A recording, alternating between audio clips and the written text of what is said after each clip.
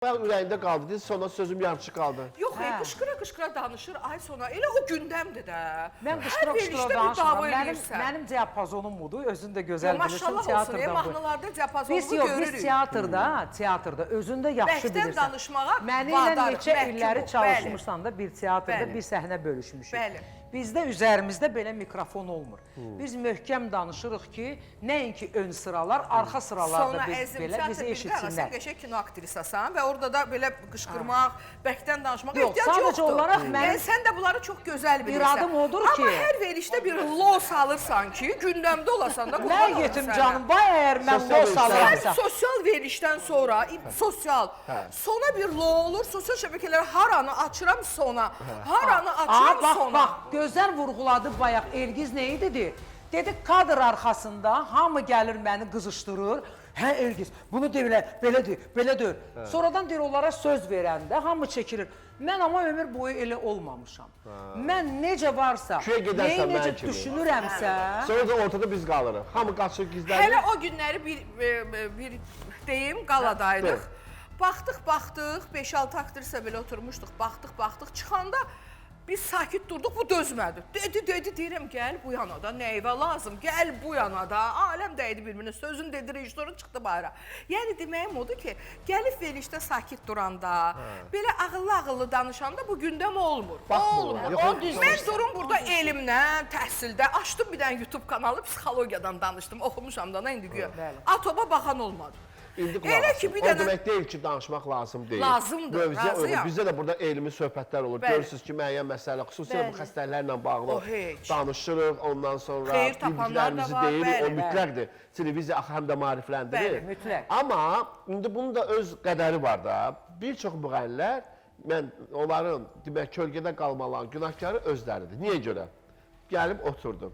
Mən sənətim var, çox gözəl. Başlayır özünü tərifləməyə. Falan vaxtı mən orada oxudum. Peşman vaxtı burada. İndi mən sizə görə demirəm. Lalə qızlar ansam, gecə mən yuxuda sizə gəlib bilirəm ki, siz orada olmuşsunuz. 50 ildir biz bunu deyirik. Mən özümü təriflədiyim vaxt olur. Yox, yəni mövzun deyirəm, mövzu. Mən heç yanda o xal bəsdir. özümü mən balaca tərifləməmişəm. uşaq xal, Rəhlə Bəndəliyeva. O xaldan tanıyırsınız, sizin artıq. Amma bax, görürsünüz, bayaq Rəhlə xanım reklam arasında amma bir mövzudan nə qədər danışmaq olar. Bax, sənətkarımızdır. Mən də Rəhlə xanımın xətrini dünyalar qədər çox istəyirəm. Bax, amma sözün düzünü şəxsən deyir, mən insanların deyir, daşqalağını deyir, qəbul edə bilmərəm. Daşqalaq indi deyir, sözün düzün deyən adam həmişə ömrü boyu daşqalaq olur. Amma sonra bir müddətdən sonra insanlar başa düşürlər ki, əgər düz demirsənsə, həqiqəti demirsənsə, sonra deyir, bu adam düz deyir. Bax, indi mən sizə sual verim. Buyur. Elşah, sakit. Mən sizə sual vermək istəyirəm.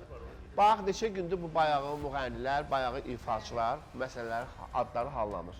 Dünən də, o biri gündə mən dedim ki, bax, verilişdən əvvəl mənə deyirsiniz ki, niyə çağırır kanallar bu bayağı müğənniləri, bu bayağı mahnıları bizim də sənət əsərlərimizə yer yoxdur. Çünki onlar alıblar hər yerdə bütün, nətər deyərlər, həm sosial medianı alıblar, həm ondan sonra tamaşaçıların beyninə yeridirlər bunları. Bəli, mən başa düşürəm, razılaşıram, deyirəm, düz deyirsiniz.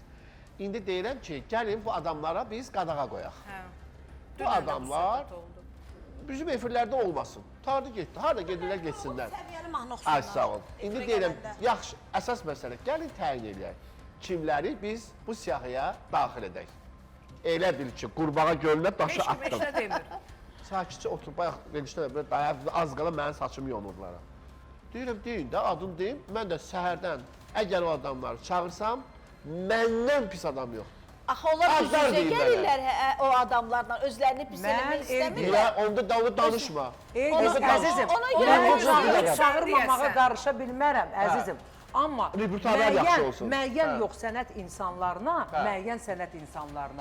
iradımı icazə verirsənsə bildirəm, elə sənin ad çəkicəsən, buyurun, ad çəkicəsən yox lazımdır. Yox, müəyyən insan ki, bəstirin, mən flankeslə görüşdüm.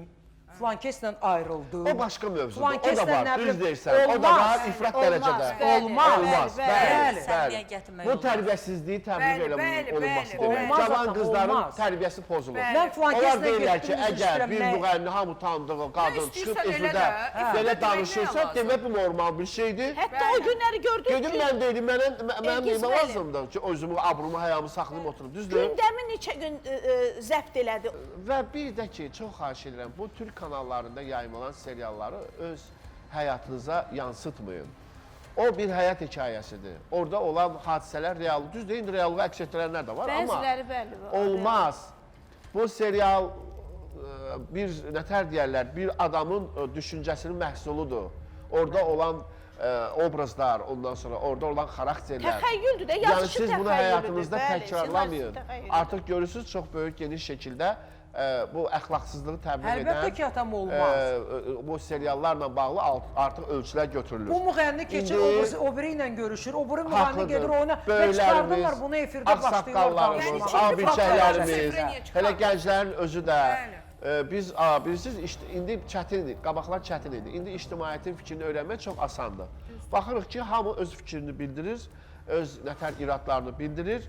Mən də deyirəm ki, bizim də borcumuz o iradları eşitməkdir.